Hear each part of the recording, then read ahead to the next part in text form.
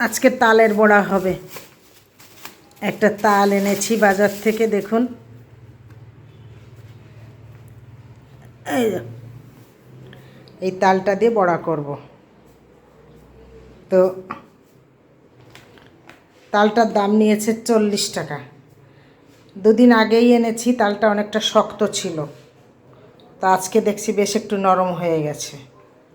আজকেই বড়া বানাবো। বৃষ্টি হচ্ছে বাইরে, মেঘলা আকাশ, তালের বড়া খেতে কিন্তু দারুণ লাগবে। তো সবাই বলে প্রথমেই নাকি এক তাল খেতে হয়, এক তাল খেলে সংসারে নাকি সব তাল এক হয়, দুই তাল আর হয় না। মানে সবার মতামত এক হয়। জানি না এ প্রথা কী প্রথা, তো না মানলেও কিছুটা মানতে হয়। তার জন্যই এই তালের বড়া করব আজকে।